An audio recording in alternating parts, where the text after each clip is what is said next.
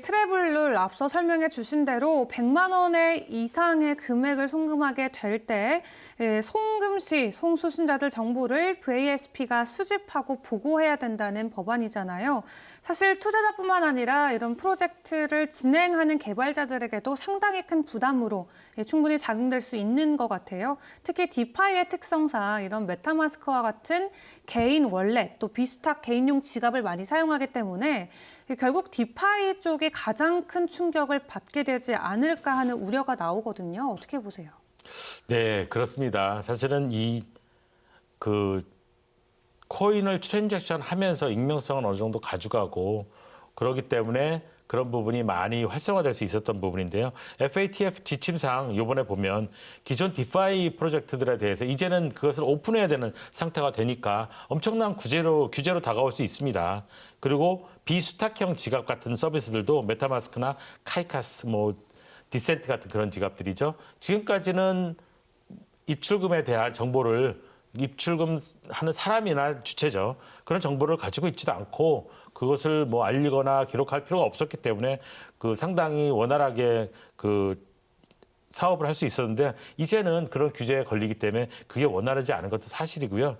신규 프로젝트도 시작하면 이제는 그러한 규제에 어느 정도 신경을 쓰지 않을 수 없기 때문에 사실 거의 신규 프로젝트 론치도 올스톱되지 않을까라는 그런 생각이 듭니다. 그리고 국내에만 국한되는 것이 아니라 해외에 코인이 왔다 갔다 하는 그런 방식이 있는데 국가 간의 또 규제도 다르고 해야 되는 방식이나 지침이 또 다 다르기 때문에 그런 부분도 어떻게 맞춰줘야 될지 사실 국내에도 지침이 생기지도 않은 상태이기 때문에 참 어려운 점이 있습니다. 그러다 보니까 아무래도 이제는 트래블룰을 적용하는 거래소나 지갑하고 그렇지 않은 지갑들하고 이렇게 분리되는 그런 현상이 좀 심하게 나타나지 않을까 생각이 듭니다. 네.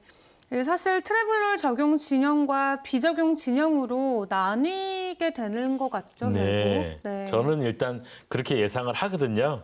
그래서 트래블 룰을 적용하는 그런 서비스나 그런 거래소, 지갑들은 당연히 적용하지 않는 거래소나 지갑들에 대해서 송금을 막을 수밖에 없는 그런 상태가 될 겁니다. 왜냐하면 입출금자에 대한 정보를 게더링해서 보관하고 보고 요건이 되면 보고를 해야 되는데 네. 그거를 입출금자에 대한 정보를 게더링할 수가 없지 않습니까?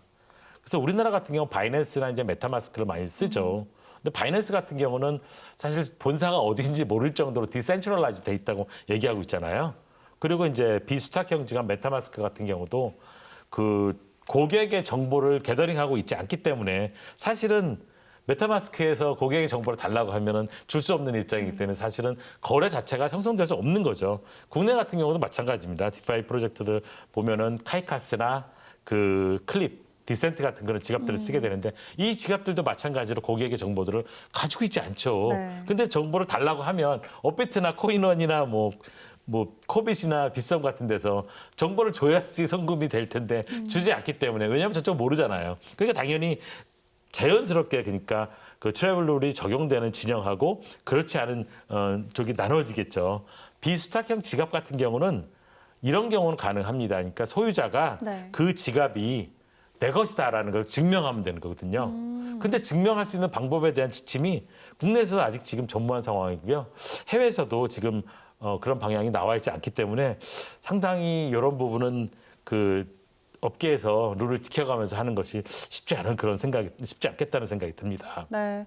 사실 그렇게 된다면 시장이 굉장히 상당 부분 좀 고립되는 현상도 발생할 수는 있을 것 같고 그러다 보면은 상당히 시장이 결국 왜곡되는 방향으로 가지 않을까 그렇죠. 우려가 돼요. 맞습니다. 사실 입출금에 대한 통제가 심하게 되면 당연히 양이 조절이 안 되는 거거든요. 우리나라 같은 경우는 이런 현상을 몇 번 겪었습니다. 18년도 1월이었죠.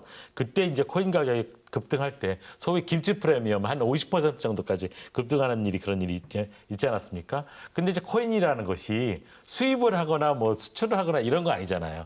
결국은 차익이 발생하면 그 차익에 대한 차익을 먹기 위해서 재정 거래를 하면서 수요 공급이 맞춰지는 그런 결과가 되는데 결국은 트래블 룰에 따라서 재정거래를 할 수 없는 상태가 되면은 사실은 재정거래나 차익거래가 급감하게 되고 그러면은 공급 루트가 차단되면서 요번에 지금 우리 비긴한 예로 보지 않습니까? 요소수 사태. 네. 공급이 안 되면 어쨌든 간에 그 가격이 오를 수밖에 없는 그런 상태가 되니까요. 심하게 시장이 왜곡될 수밖에 없는 그런 상태가 될 거라고 지금 생각을 하고요. 그렇게 되니까 결국은 김치 프리미엄이 폭등하는 그런 현상이 일어나거든요.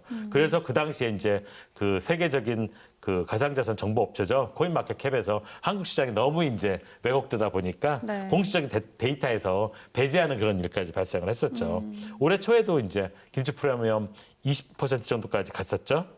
예, 그것도 이제 어떻게 보면 똑같은 현상이지만 결국은 김치 프리미엄이 생기는 건 시장이 폐쇄적이고 그만큼 통제가 심하다라는 걸 단적으로 이제 얘기해 주는 거라고 볼 수 있습니다.